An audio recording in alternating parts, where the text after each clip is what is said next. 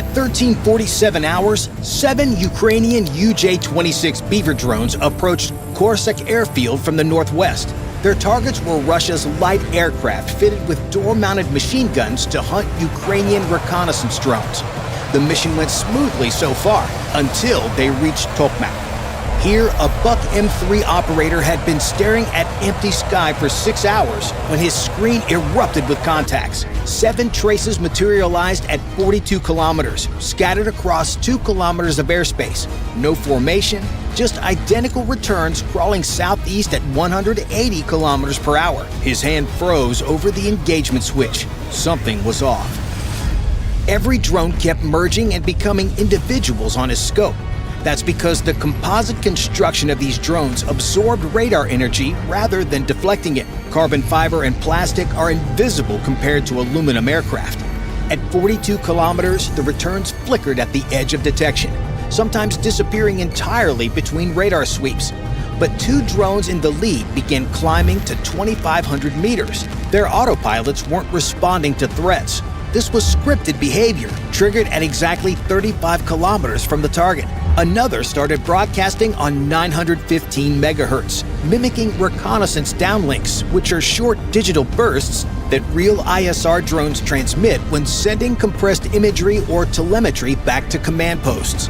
SAM operators trained for years to prioritize emitting targets. Any transmission meant command nodes or reconnaissance platforms. The Ukrainians had weaponized this training, using fake signals to draw missiles toward decoys while silent attack drones slipped through.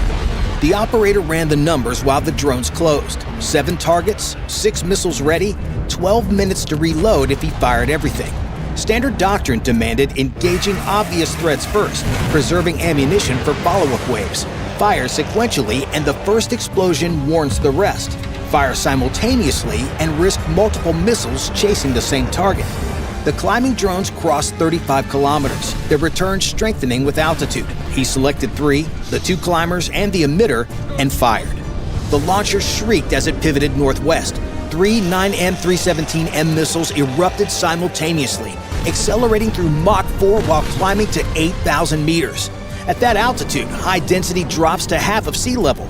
The same rocket motor that pushes a missile 25 kilometers through thick air can reach 42 kilometers through the thinner air above.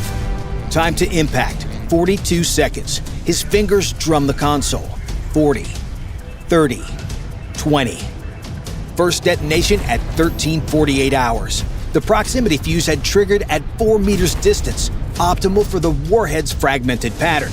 The 9M317M itself is a 5.5 meter, 580 kilogram missile with a 62 kilogram fragmentation warhead built around preformed tungsten cubes embedded in a high-density explosive matrix.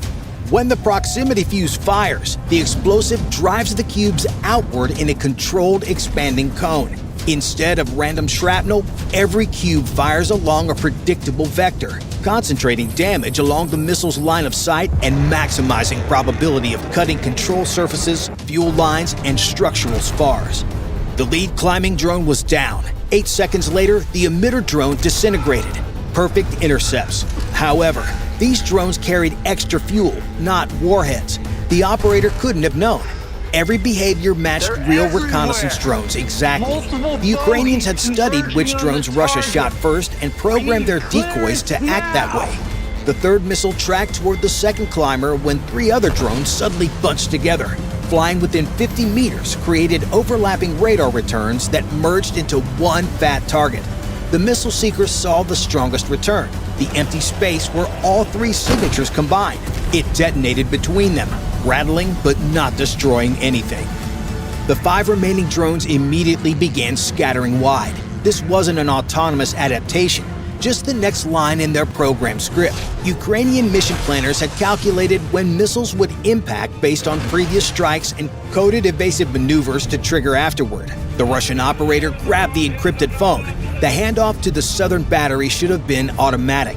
The data link updated every 2 seconds, sharing track data across the network. But correlation required human confirmation. Was his track 247 the same as the other battery's track 091? By the time operators compared velocities and assigned new numbers, 30 seconds had passed. In those 30 seconds, drones could dive below coverage or change course entirely. The southern battery would inherit this mess, but rigid engagement zones meant poor coordination. These zones aren't arbitrary. They're carved up by the strengths and weaknesses of each system. The Buck's radar, missile kinematics, and seeker design make it most effective inside 40 kilometers where targets are maneuvering and low-altitude clutter is highest. The S-300, by contrast, was engineered for high-altitude, high-speed threats at long range. So its engagement envelope begins where the Buck's tapers off at 40 kilometers and extends to 200 kilometers. Each layer is supposed to hand targets smoothly to the next. But in fast engagements, the seams between these envelopes become friction points. The Southern Buck battery had watched everything. 2 drones destroyed, 5 survivors spreading across 3 kilometers of sky. The operator faced an impossible choice: engage everything and sit defenseless for 12 minutes during a reload, or select specific targets and risk letting armed drones through. His screen showed them descending through 1,000 meters, and doctrine left no time for debate. He brought both illumination channels online. The illuminator you see here works like a searchlight in a prison yard. It could only paint one spot at a time. To track multiple targets, it time-shared, switching the radar beam between drones every 500 milliseconds. First drone gets painted, missile receives update, beam switches. Second drone painted, second missile updated, beam switches back. But each switch meant half a second where missiles flew blind on predicted trajectory. Against maneuvering drones, those blind moments accumulated into an error big enough to miss. The Buck could guide 2 missiles per eliminator, 4 total against 5 targets. Someone would get through. The outer drones threatened to split around the airfield, one north, one south, dividing whatever defenses remained. He selected these flanking threats plus the center drone, launching 3 missiles in rapid succession. The eastern drone began wild maneuvers, climbing 200 meters, diving 300, never steady for more than 5 seconds. These weren't reactions to the missile. At present distances from the target, the autopilot executed programmed evasions. Sometimes they guessed right about when the missiles would come, and today they did. During each beam switch, the maneuvering drone could move 25 meters. The fire control computer predicted straight-line motion during these gaps. By the time the beam returned, the drone was 25 meters from where the computer expected, forcing constant correction. These corrections degraded the missile's trajectory, wasting fuel on course adjustments. The western drone descended steadily toward 500 meters where ground clutter would contaminate returns. The center drone dove hard, vanishing below the radar horizon at 200 meters. The operator watched it disappear, trusting the S-300 battery behind him would handle it. The western missile found its mark, another decoy eliminated in a ball of fuel and aluminum. The eastern missile struggled with the maneuvering target, its seeker hunting empty air where predictions said the drone should be. Close detonation, but no destruction. 4 UJ-26s survived, all carrying warheads, all below 500 meters, all now just 60 kilometers from Korsak. But getting past the Buck was the easy part. Now came the hard part. The S-300 operator had monitored everything for 12 minutes, his stomach knotting tighter with each failed intercept. His 6.4 N6 Big Bird radar painted the entire battle space. Airliners heading to Istanbul, helicopters between bases, even migrating birds. But only 4 contacts mattered now, the drones that had survived 2 batteries and kept coming. The 2 flew at 800 meters following the M18 highway southeast. The others popped up intermittently when terrain forced them above 100 meters, ghost traces that flickered and vanished. The drones navigated by inertial dead reckoning corrected by optical landmarks. The navigation system did this by using edge detection algorithms to identify features. The sharp contrast where the M18's asphalt met dirt created a clear navigation line. The reservoir's dam formed a unique geometric pattern. When the camera matched these patterns against stored templates, the autopilot updated position. Accuracy within 10 meters with no emissions to detect. The operator selected a highway follower and initiated the engagement. His 4.8 N6 missiles were built to vaporize B-52s at 200 kilometers, not chase lawnmowers at treetop height. This creates a critical flaw in his fire control computer. The computer's software problem was sampling rate versus update rate. The computer sampled target position every 100 milliseconds, but only updated the missile guidance every 500 milliseconds. For an 800 km/h cruise missile, that meant 111 meter position changes between samples. Manageable. But for a 180 km/h drone, only 5 meters change between samples. The algorithm interpreted this as sensor noise and filtered it all out, essentially making the drone invisible to proper tracking. The software expected an 800+ km/h cruise missile minimum. Feed it a 180 km/h drone and the algorithms broke down, like using a sniper scope to aim at your own boots. Still, the launcher elevated nearly vertical. This missile would execute a gravity turn, using Earth's pull to curve the trajectory. Launch vertical to clear ground clutter and gain altitude quickly. As velocity built, gradually pitch over, trading vertical speed for horizontal distance. At 30 kilometers altitude, cut the motor and coast to apogee. The missile became a ballistic projectile, following a perfect parabola. At the peak, nose over and dive. Gravity accelerated it back to Mach 6 for the terminal phase. Beautiful physics that assumed the target would be where math predicted in 85 seconds. That's because the drone followed the highway since terrain dictated routes. Power lines ran southeast, railway ran south. These were the only corridors with radar masking. Both sides knew the paths. The game was timing, not surprise. But that didn't stop the weaknesses in weapon design.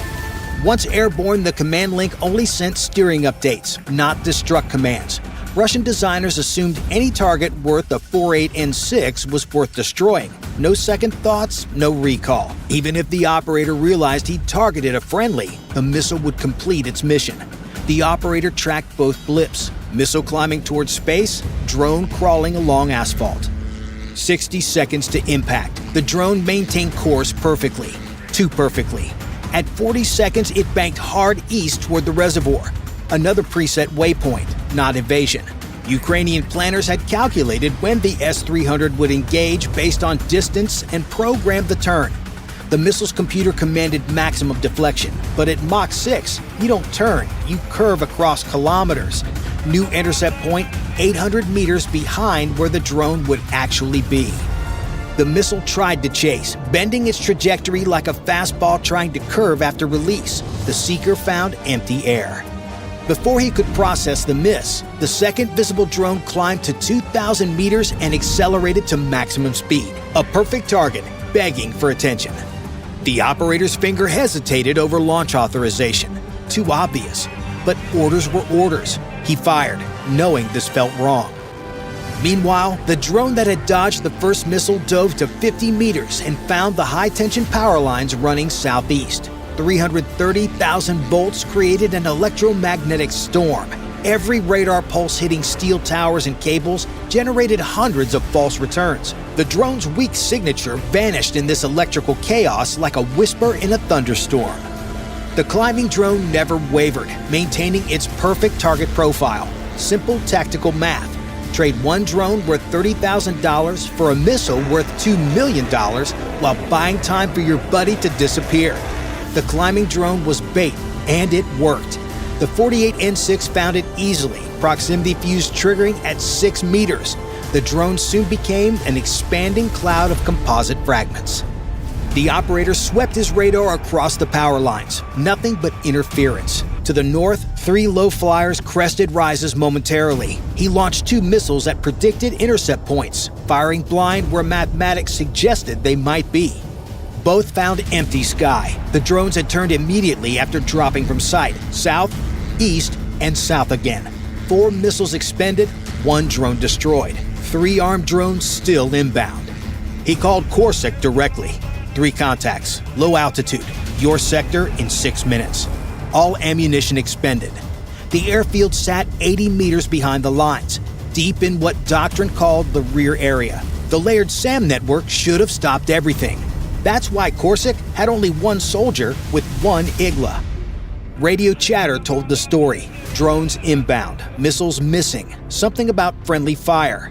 When the siren wailed at 13:55, he left his position and grabbed the Igla-S from the guard shack and scanned the horizon. The sound came first, not jet thunder or helicopter thump, but something like a lawnmower, distinct from any military aircraft.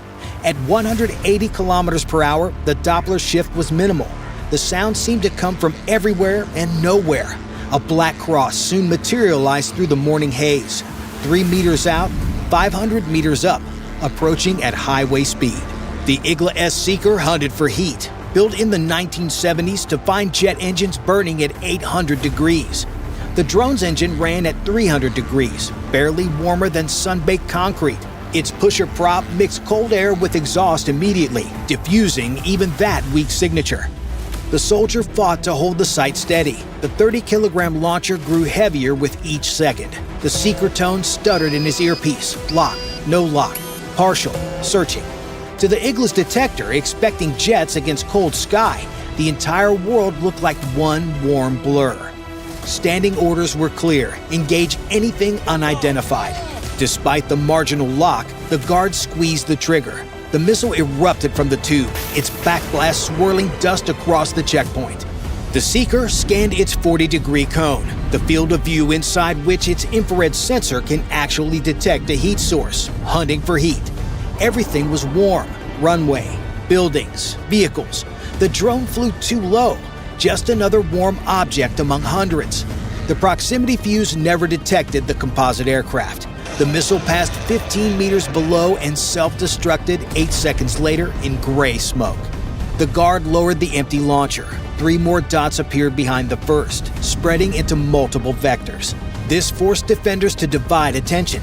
Even with more missiles, he could only engage one 90-degree sector at a time. Multiple angles meant choosing which to stop while others pressed through. The lead drone's optical system activated at 2 kilometers, its cameras sweeping parked aircraft. The Ukrainians knew exactly where to look. Russian pilots had posted telegram videos showing parking spots, revetment numbers, even daily schedules. Commercial satellites filled the gaps. Social media had become reconnaissance. The drone found a Yak-52 in a northern revetment, its radial engine unmistakable under camouflage netting. The autopilot calculated just 15 degrees right, hold altitude 1,800 meters, dive at 60 degrees. The dive began at 13:56. The drone rolled inverted, pulled through, and accelerating under gravity. The warhead design was primitive but effective. 20 kilograms of TNT-based explosive surrounded by a tungsten fragmentation sleeve. No shaped charge for penetration, just raw blast effect. The fragments would scatter in a 50-meter radius, each one potentially lethal. But the real destroyer was overpressure, the blast wave that would crush aluminum structures like empty cans. The warhead armed at 200 meters, impact fuse, backup timer, tungsten fragments around TNT explosive. 60 meters per second at impact, punching through aluminum like tissue. The warhead detonated inside the fuel tank. Aviation fuel doesn't explode cinematically. It deflagrates, burning subsonic but generating massive overpressure. The tank split, spraying 120 liters of burning fuel across the revetment. The fireball consumed the Yak-52 in fractions of a second. The second drone had orbited 5 kilometers north, waiting, its camera locked into a Cessna's high-wing profile against the flames. Same calculation. Adjust heading, hold altitude, maximum angle dive from 1,000 meters. Impact at 13:57. The warhead struck the port wing root, detonating inside the fuel tank. The wings separated. The fuselage flipped. Burning fuel spread across the runway. The strategic effect exceeded the tactical damage. These aircraft were the only effective counter to Ukrainian reconnaissance drones. Without them, Ukrainian ISR could operate freely, spotting for HIMARS strikes. 2 of them destroyed meant dozens of future reconnaissance missions would succeed. Bye for now.